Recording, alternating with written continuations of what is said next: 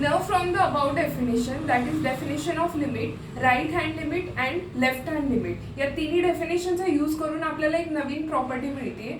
ती प्रॉपर्टी म्हणजेच काय, limit extends to a f of x exist करेल. केव्हा एक्झिस्ट करेल, जेव्हा म्हणजेच हा मेन ह्युमन बॉडी कधी एक्झिस्ट होईल, जेव्हा त्याचा राईट साईड पण एक्झिस्ट होईल आणि त्याचा लेफ्ट साईड सुद्धा एक्झिस्ट, जर दोन्ही सुद्धा होत असतील आणि दोन्ही जर सेम असतील तरच आपण काय म्हणतो, this is a perfect human.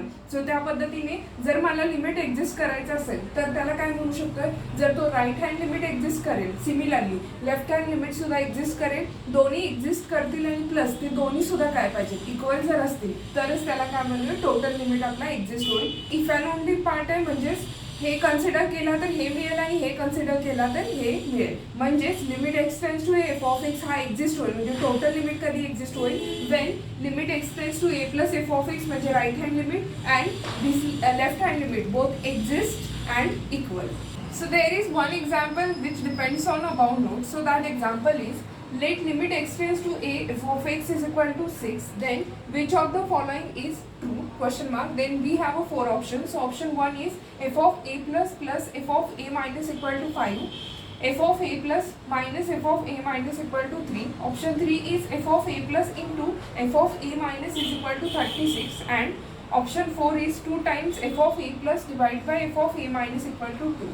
So as you have already discussed about that node, that means limit extends to a f of x exist असेल, if and only if. कधी exist आहे तो, जेव्हा त्याचा right hand limit left hand limit दोन्ही सुद्धा exist होईल आणि दोन्ही काय असतील, इक्वल. सो आत्ताच्या केसमध्ये आपल्याला काय गिवन कंडिशन आहे, ही कंडिशन आहे. हीच कंडिशन आपण कन्सिडर करूया. म्हणजेच limit extends to a f of x, त्याची व्हॅल्यू 6 आहे, म्हणजेच ती काय झाली, एक्झिस्ट. हा जर पॉसिबल असेल तर राईट हँड लिमिट आणि लेफ्ट हँड लिमिट दोन्ही पण काय होतील, एक्झिस्ट आणि दोन्ही सुद्धा इक्वल असतील आणि ते इक्वल कशाला असतील, या व्हॅल्यूला. म्हणजेच जी ओरिजिनल व्हॅल्यू आहे एफ ऑफ एक्स, त्याची व्हॅल्यू किती आली, 6. तसाच राईट हँड लिमिट आणि लेफ्ट हँड लिमिट ती दोन्ही सुद्धा व्हॅल्यू काय रिप्रेझेंट करतील, 6. म्हणजे तिन्हीची व्हॅल्यू किती होईल, 6 एक्झिस्ट होईल with the help of this property.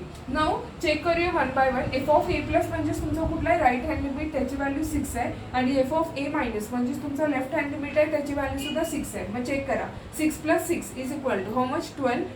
12 हा 5 ला इक्वल आहे का नाही आहे, therefore option 1 is false. Similarly f of A plus म्हणजे 6 minus 6 is equal to how much, 0. आणि इथे आन्सर किती दिले, 3, which is not true. So option 2 is false. Similarly f of a plus into f of a minus म्हणजेच 6 into 6 किती असणार आहे, 36. therefore option 3 is true. Again 2 into f of a plus divided by f of a minus म्हणजेच 6 भागिले 6 किती cancel होईल, 1 येईल. 2 into 1 is equal to 2. so option 4 is also true.